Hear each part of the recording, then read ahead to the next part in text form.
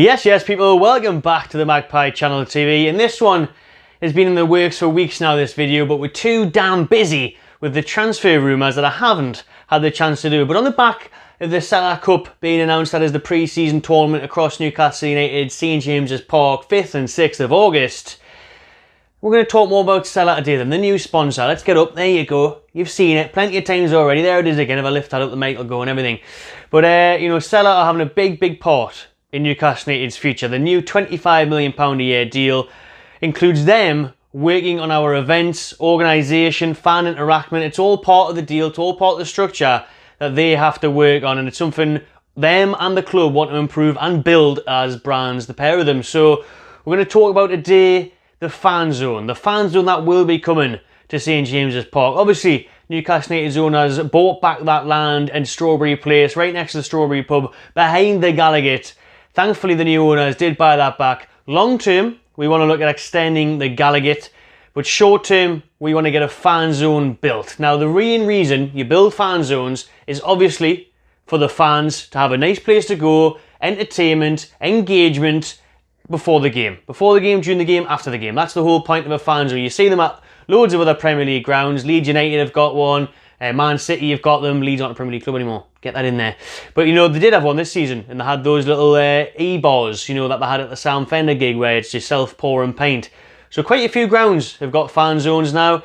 Newcastle United want to join them because it's an absolute no-brainer. Yes, like I said, it's for the fans. It gives them a great place to go, socialise, mingle. You're right outside the stadium, so you don't have to worry about making your way there before the kick-off, rushing, being late for kick-off, you know what I mean, thinking, oh, I'm at that bar next to the bloody Time Bridge, we're going to have to walk all the way up there, walk from the quayside, come in on the bus, the metro, get in there nice and early, 12 o'clock for a 3 o'clock kick-off, at least.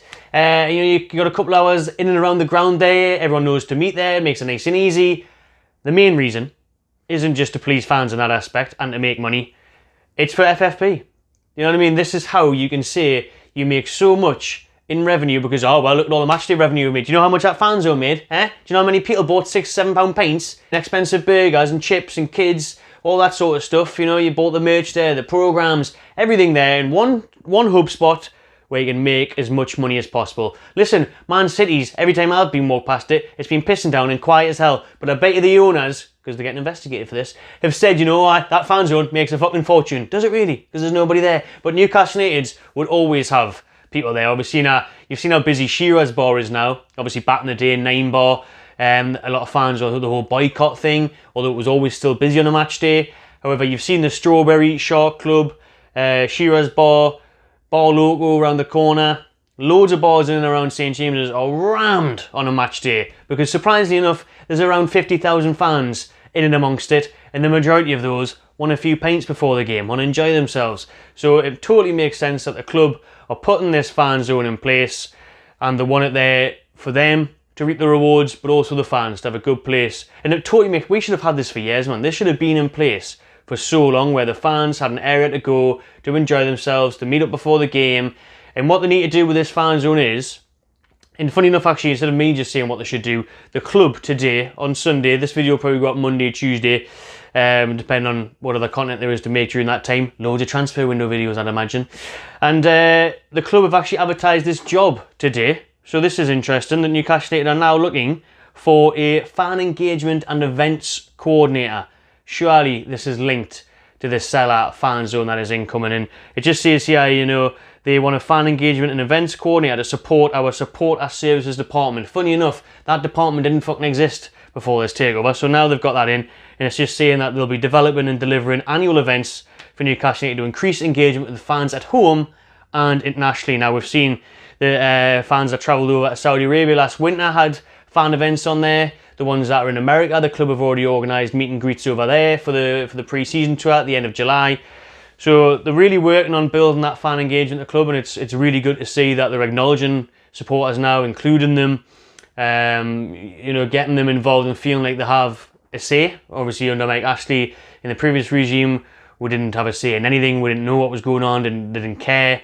We know all that. But anyway, the new owners are completely different. They're getting us involved, and that job there being advertised shows that they're going to continue to grow that, increase that, and bring new events to the club. And what I'm saying is, they should, on a match day, have things like meet and greets, have an ex-player up there, you know, to have a chat with. Get me on stage, like Box Park, and get them to interview an ex-player, you know, get me and Shay Given on stage, like the Overlap, blowing smoke at me arse, yeah? But you know what I mean, just have ex-players there, little Q&A before the game, talk through how the team's playing, who's going to go for the starting 11, have a local band on, get Andrew Cushion there, do you know what I mean? Get things like that, get it growing, get it popping, and get the place buzzing, and it'll be class for everyone. Now then, so what we really want to discuss is what exactly will the Sela fan zone be? How will it look? What's it going to be? Like, I've just gave my ideas there. What is it actually going to be? Because I've seen people saying that, you know, it's going to be huge. We're going to have, like what they did in Saudi Arabia, Sela City and Sela Boulevard, and we're going to have loads of big fancy skyscrapers.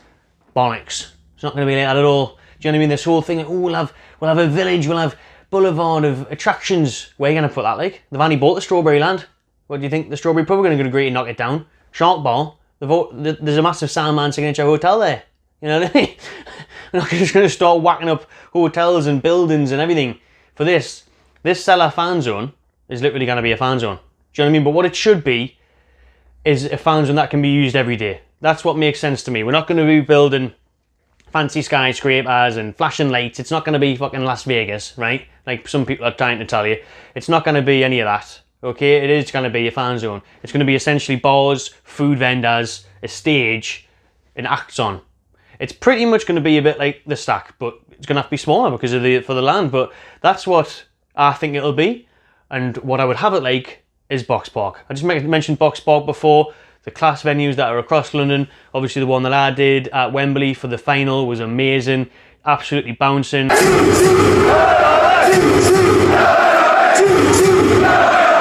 Not just because I was doing it, the whole place was class, you know, 2,500 Toon fans in there, going wild, the whole setup was great, professional, legit, organised. We had obviously Showroom over there, Ryan Taylor, loads of people from the club, Darren Eales himself was there, he was obviously really putting forward this fan engagement stuff because he did it a lot in America, grew at Atlanta, and he used to drink with the fans before the game. I think you'll see him make appearances at the Sela fan zone. So Box Park is amazing, it's such a good atmosphere, it totally makes sense, quite easy to build. It's like just like a shipping container, and you've got loads of food vendors to cater for everyone, no matter what your taste is. They've got it there. Do you know what I mean? From fish and chips to Lebanese to Argentinian, you name it, they've got it. Get that outside St James's Park. Get that St James's Box Park at St James's Park. Do you know what I mean? It makes sense. St James's Box Park, but obviously we can't call it Box Park because it's not an association with them. It's going to be the Sela fan zone, so just call it Sela Park. Sela James's Park. Do you know what I mean? It's going to be right there, and they just need to copy Box Park.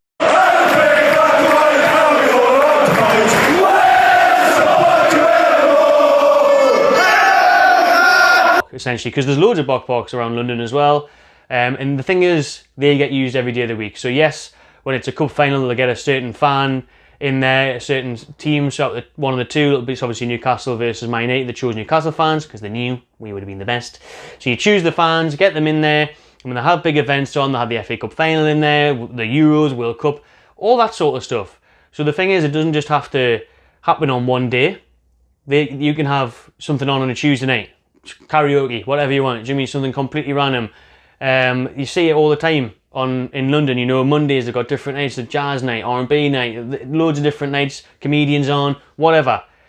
Get the stage in there, get the bars, get the food vendors, and make it a place that people want to go every day of the week, so it's constantly making money, and then having it associated with Newcastle United, class it as our revenue. Do you know what I mean? It's a revenue stream, so get amongst that. That's all we have to do. Make it like the Stack, make it like Box Park, make it buzzing. And it's not hard to do that in Newcastle, is it? You know, everyone wants to drink every day of the week. The place is always bouncing, the city centre is always thriving, students, everyone, doesn't matter. So that's what they need to do. On a match day, fan zone, fans in there, build up to the game, ex-players on stage, other people on stage, singers, local acts, the food, the vendors, get Anarchy Brew in there, you know, war beer, all that sort of stuff. Get that involved.